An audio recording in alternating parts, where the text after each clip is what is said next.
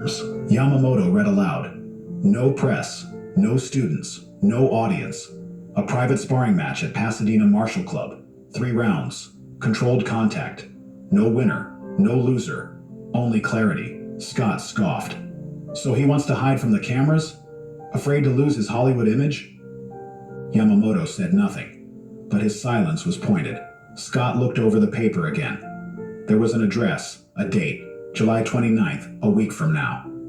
Time, 10 a.m. Sharp. I'll be there, Scott said, folding the paper. And I'm not holding back. But in the days that followed, something subtle began to shift. For all of Scott's bravado, the gym's atmosphere turned heavier. Sparring partners became Hold on. You talked all that shit. Pasadena Martial Club.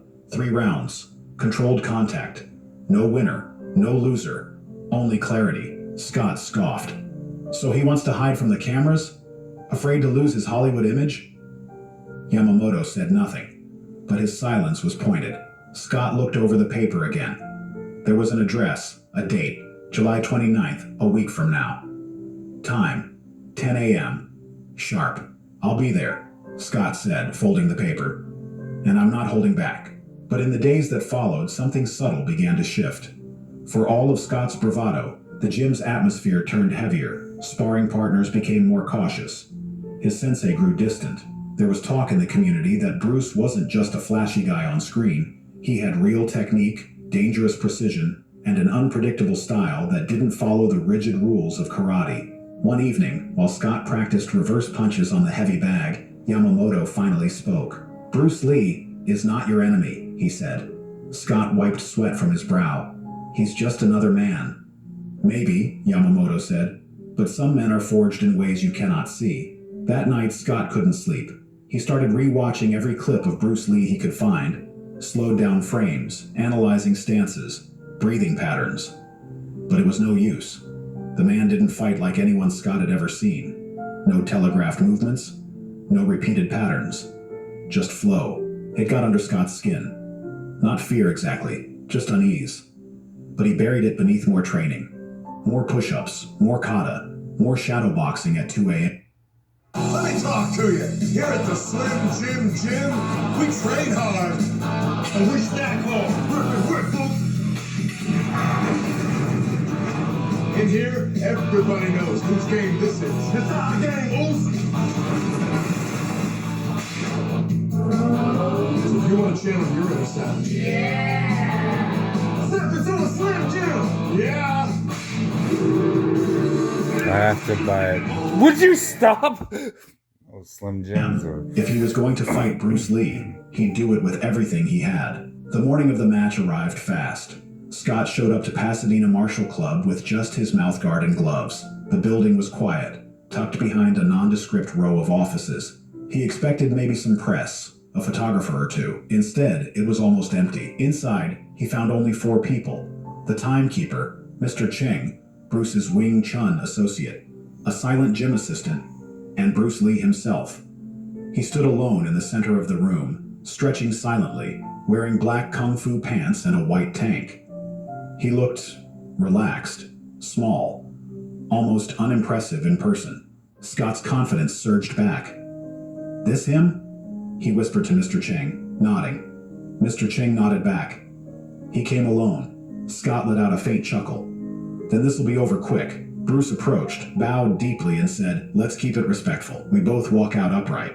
Scott nodded but didn't bow. Respect's earned, he muttered under his breath. The timekeeper clapped once and called, first round, begin. Bruce didn't move. Scott stepped forward, fists up, breathing steady. Then he charged and missed. The second Scott lunged, he realized something was off. He'd aimed his signature hook kick straight for Bruce's shoulder. Fast, clean, sharp. But Bruce wasn't there anymore. In a split second, Bruce had shifted his weight, stepped off the center line, and glided just far enough to let the strike pass by. Scott stumbled slightly, regaining balance. He blinked. How was he already behind? Bruce didn't counter. He just stared, breathing slowly, controlled. Scott tried again. A flurry this time. Left jab, low sweep, rising elbow. Nothing. Bruce slipped every move like he'd practiced them 10 minutes earlier. The room stayed dead silent, except for the soft shuffles of bare feet on the mat and the occasional exhale from Bruce. It was almost too quiet. No cheering, no corner coach yelling advice. 30 seconds in, Scott finally landed something. A glancing tap on Bruce's rib with a back fist. But Bruce didn't even flinch. He didn't react with anger or ego. He simply pivoted, dropped his weight, and tapped Scott's thigh with a sidekick that knocked him back a full step. It wasn't hard, it wasn't flashy, but it hit deep. Scott froze. It wasn't pain, it was realization. Bruce was reading him, like a book. With 20 seconds left in the round, Bruce made his first real move. He advanced. Not fast, not wild, just calmly, confidently. Scott backed away, trying to keep space, but Bruce shortened the gap with one skip step and suddenly, tap. A feint toward the face. Tap.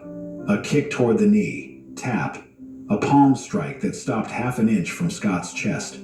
Time slowed. Then, ding. End of round. Scott stood in the center of the mat, winded, eyes wide. Bruce bowed and stepped back. Not a drop of sweat on him. No adrenaline-fueled aggression. Just stillness. Mr. Chang approached with a bottle of water. How do you feel? Scott sat down slowly. I don't get it. He's not even hitting me. Chung smiled faintly. That's not the point. Scott didn't respond. He was still staring at Bruce, who sat cross-legged, completely at peace. For the first time in his short but successful career, Scott felt like he wasn't fighting a man. He was fighting himself. Round 2 was supposed to be Scott's comeback. At least that's what his mind told him. He stood up, adjusted his GI, cracked his knuckles, and this time, he bowed. A real one. Deep. Intentional. Bruce acknowledged it with a nod.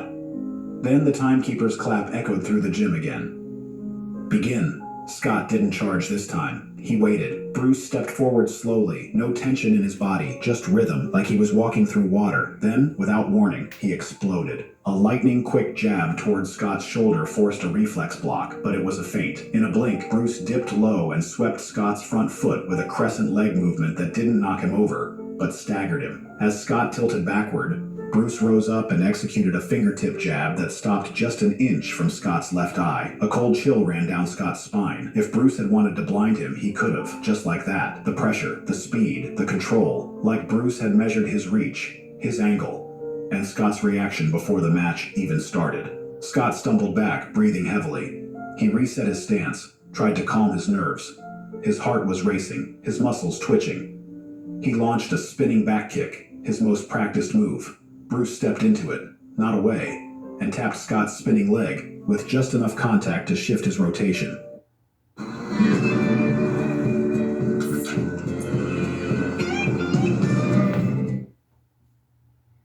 The result, Scott landed awkwardly and nearly tripped. Then Bruce did something that shattered Scott's last defense. He spoke. You're not here to win. You're here to learn. Scott froze. Nobody talked during a fight, not unless they were taunting. But this wasn't a taunt. It was instruction. Bruce continued calmly. You're strong. Fast, but you're stuck. You're trapped in forms, in habits. Scott hesitated, still on guard. Bruce advanced, but again, not to strike, but to push Scott into reaction. And he did. Sloppy jab, miss off-balance step. And before he knew it, Bruce was behind him again, like he'd been there all along, waiting for Scott to catch up. The timekeeper called out, 20 seconds. Bruce eased back. He lowered his stance slightly, exhaled deeply, and said, be like water. Scott was sweating through his GI now, not from exertion, but from clarity. It was happening. The regret. He felt it in the first round, but it crashed like a wave in the second. Not because he was getting hit, but because he wasn't even being fought. He was being taught. The round ended. This time, Scott didn't sit. He simply stood in place, breathing. Silent. Bruce walked over, extended a hand, and said, you're not weak, but you're still full. Scott didn't quite understand. Mr. Chang clarified, walking forward. Bruce always said, an empty cup can be filled, but you came here with a full one. Scott nodded slowly. Scott didn't need the third round. He didn't want it. By the end of the second, he already knew. He had regretted calling out Bruce Lee in the first round. Not because he was bruised or beaten, but because he hadn't understood what he was even asking for. He had challenged a man, believing it would earn him validation, a trophy, respect, maybe headlines, but all Bruce gave him was silence, clarity, and skill so clean it made Scott feel like a beginner again. Bruce stepped away and motioned to Mr. Chang. We're done, he said simply. Scott didn't argue. He bowed, this time lower than before, and walked off the mat, eyes low. There was no crowd to boo, no camera to zoom in on his humbled face.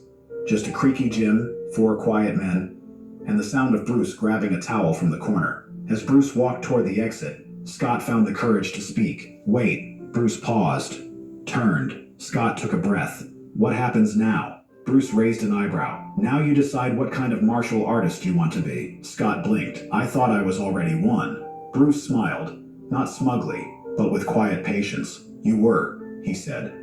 Now you're ready to be a better one. Mr. Chang approached Scott gently. He doesn't fight to win, he said. He fights to wake people up. Scott sat on the mat, legs crossed, staring at the place he had